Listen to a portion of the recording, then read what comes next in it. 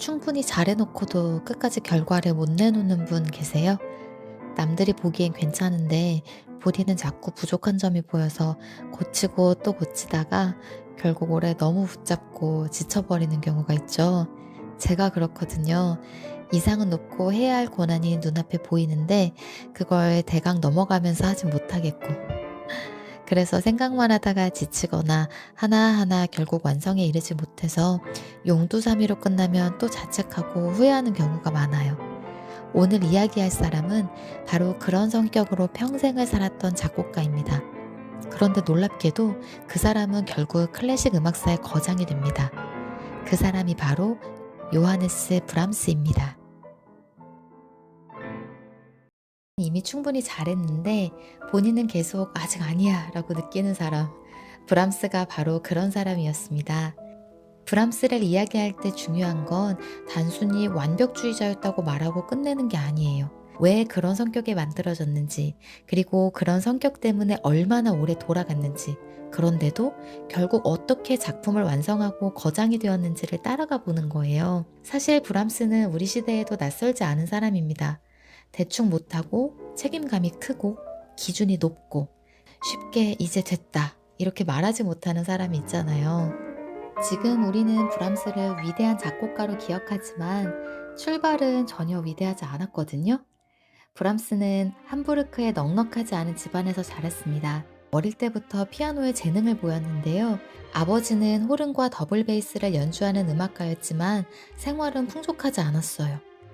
10대에는 가족을 돕기 위해서 함부르크 부두 근처의 거친 여관과 술집 같은 곳에서 피아노를 치며 돈을 벌었다고 해요. 이 배경이 굉장히 중요해요. 왜냐하면 브람스가 단순히 예민한 천재가 아니라 아주 일찍부터 현실을 견뎌야 했던 사람이라는 것을 보여주거든요. 어린 나이에 돈을 벌어야 했고 거친 환경 속에서 연주를 해야 했고 자기 재능을 낭만적으로 꿈꾸기만은 할 수 없는 환경이었잖아요.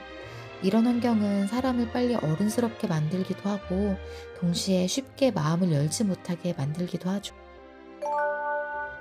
많은 이들은 브람스를 감정을 쉽게 표현하지 못하고 음악으로 감정을 대신 말하는 사람으로 설명합니다.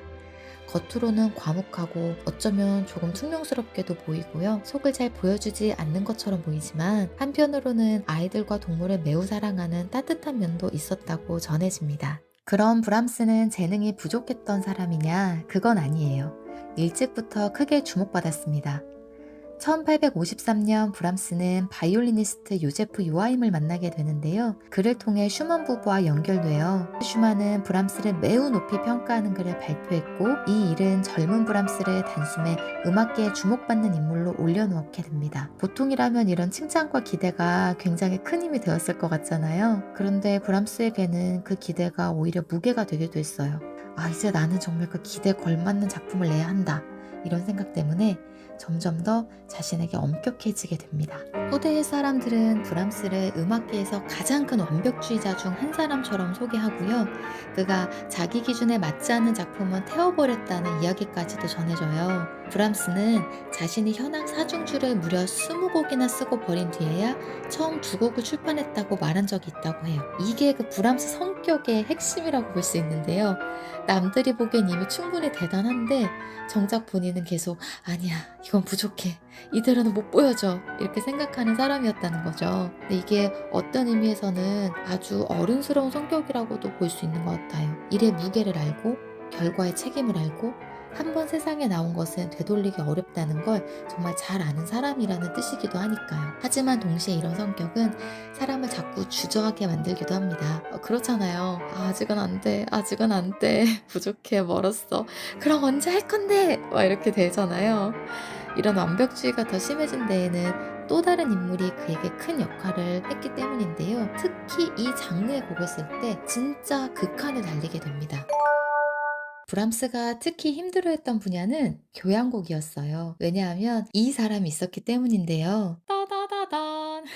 누구나 다 아는 바로 베토벤이죠. 지금도 베토벤은 거대한 이름이지만 당시에는 그 무게가 훨씬 더 어마어마했대요. 단순히 유명한 선배 작곡가 정도가 아니었어요. 특히 교향곡이라는 장르 안에서는 베토벤은 거의 기준 그 자체였습니다. 다시 말해 교향곡을 쓰는 순간 비교될 수밖에 없는 절대적인 이름이었던 거죠. 어떤 분야에서 그 사람 이후 누가 진짜 최고냐를 말할 거냐 이렇게 떠오르는 절대적인 레전드 같은 존재에 가까웠던 겁니다. 그러니 젊은 브람스의 교향곡은 단순히 한 번 써보는 음악 형식이 아니었을 거예요. 거의 자기 자신이 어디까지 갈 수 있는지 시험받는 자리처럼 느껴졌을 거죠. 브람스가 교향곡 1번을 쓰기로 마음먹은 때는 21살 무렵이었어요. 그때 처음으로 베토벤 교향곡 9번을 듣고 자신도 같은 조성의 교향곡을 써보겠다고 마음먹게 됩니다. 그 다음 해에는 친구 요하임에게 내가 이제 교향곡을 시도하고 있어 이렇게 편지까지 써요. 그런데 문제는 그 다음이었어요. 보통 우리는 완성하지 못하면 실패라고 생각하잖아요. 그런데 브람스는 조금 달랐습니다.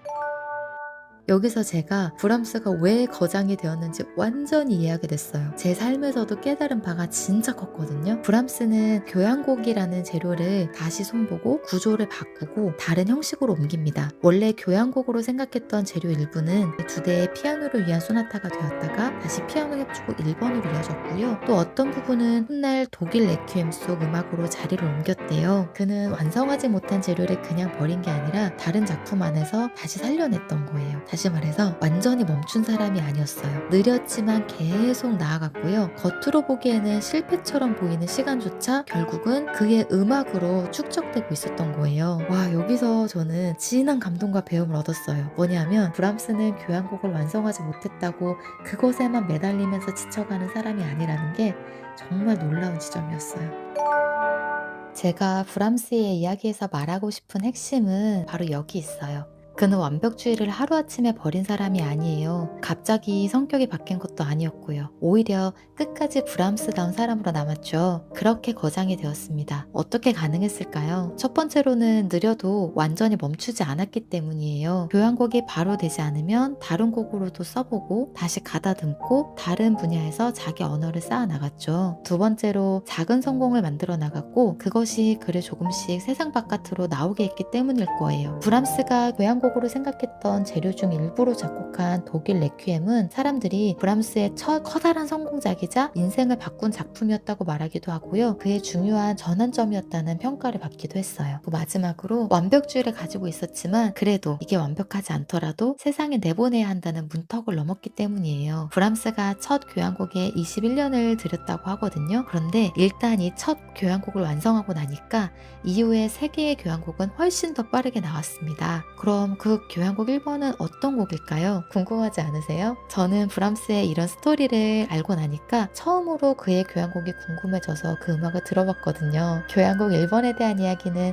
다음 영상에서 다뤄보도록 할게요. 오늘의 브람스 이야기가 흥미롭고 재미있으셨다면 또는 브람스에 대한 다른 이야기를 알고 계시다면 댓글로 남겨주세요. 다음 영상에서 만나요.